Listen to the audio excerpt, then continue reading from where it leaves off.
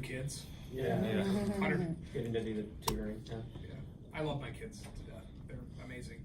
And they love you. Yeah, and I'm so happy that I get to, like, a job's, normally a job. I have another job other than this, and I go because I need the money. But, like, I actually go here because I like seeing my kids every day. Like, I've never been able to say that about any job I've ever had, and I've had a lot. So it's a very rewarding experience.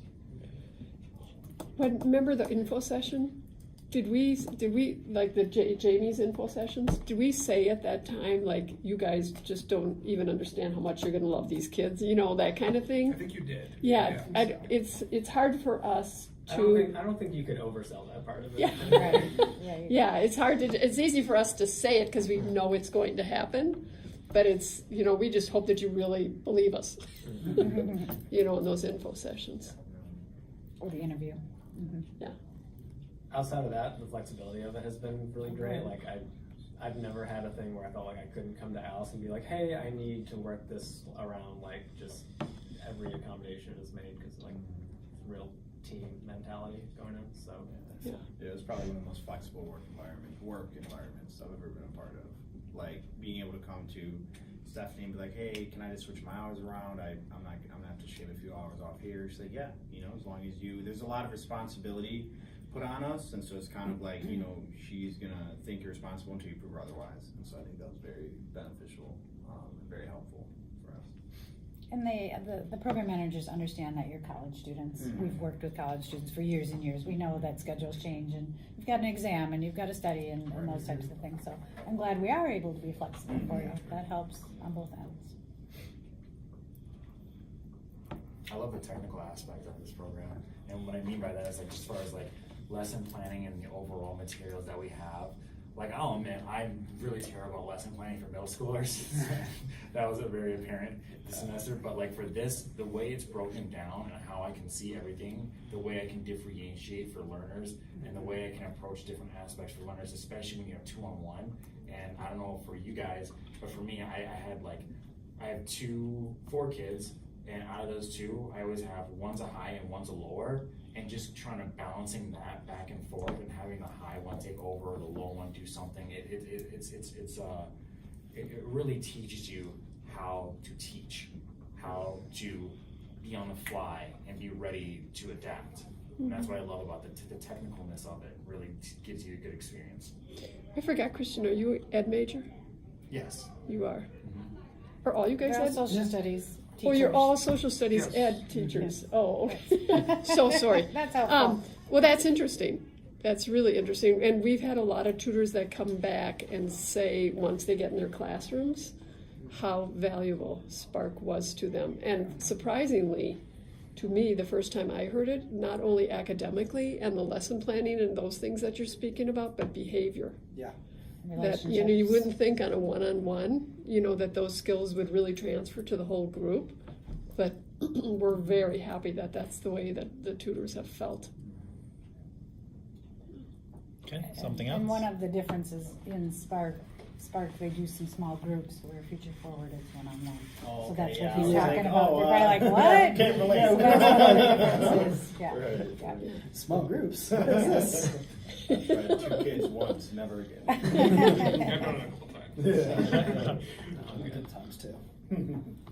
Oh, also, I just wanted to add to, I just love how much I was able to be my own boss in the sense, like I've said before with Jan hanging back, that's the great thing about this program is that she acknowledges that, for me at least, and for Jake, she acknowledges that we know these kids a bit better. She knows how to do it, but we know how to implement it towards them, and that's the great thing about it, is just not thinking, because when she's sitting over there, I don't have that feeling that she's over there.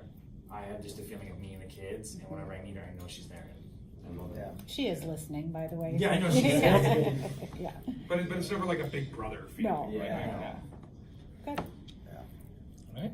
I mean, the only thing that I can really say that hasn't been said, or just build on what someone has already said, I think something that I appreciate is that I know it's going to help me later on, especially with students who are struggling readers or English as a second language. Like, I'm learning, because I'm not early education major, so I don't really know how to teach English to someone. So Spark has really showed me, okay, this is the mechanical processes, this is what we need to do to build support and scaffolding around these students. Mhm. So. Right, a that's skill helpful. you can use down the road. Yeah, exactly. Right, because you may have a middle schooler who struggles in reading someday, and you'll have some foundation and background. Yeah. Spark taught me that English is a stupid language. And trying to explain like the strategies are great. Like the chunky. I don't know if it's the same with you guys, but like chunky monkey, stretchy snake, all that stuff. It works great, except for when it doesn't. And then it's like.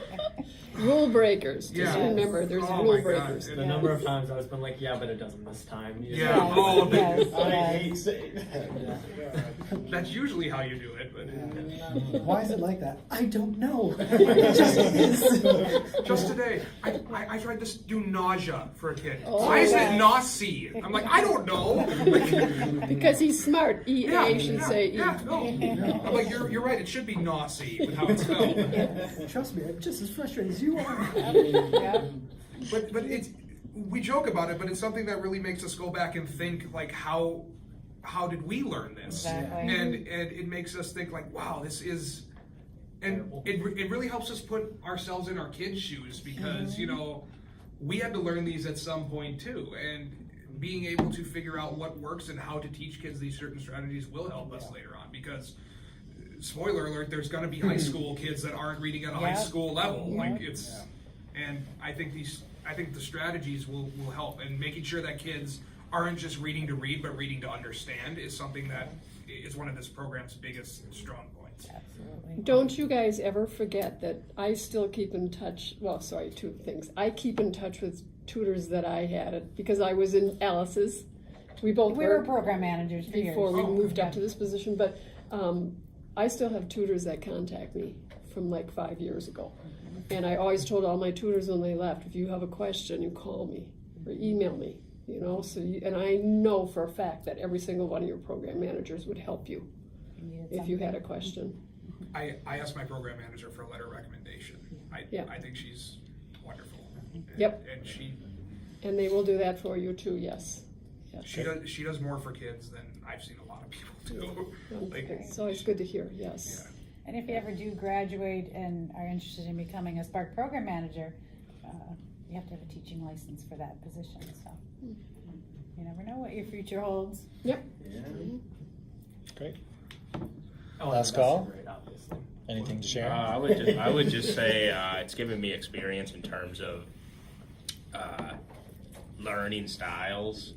So despite having a similar lesson plan for every kid, it doesn't necessarily mean it's going to work the same. So I think you're forced to get creative with certain students in how you go about implementing the different strategies for them. So it's definitely given me experience in terms of just targeting different types of learners. Despite them all being struggling readers, they're all very different. and you're never criticized for going off the cuff a little Right. bit. It's not like, you know, those call centers stick to the script. It's more like, you know, we have given you a guideline to follow, and as long as you are teaching the kids something valuable, we don't, I don't want to say don't care how you do it, but like, it's more important that you're teaching something away, or teaching the kids something a way that they will pick it up than just sticking to a script. Yeah, sometimes you can't. Yeah, I have one who's that way, so. I think we all do. Yeah. Probably. Okay. Great. Thanks.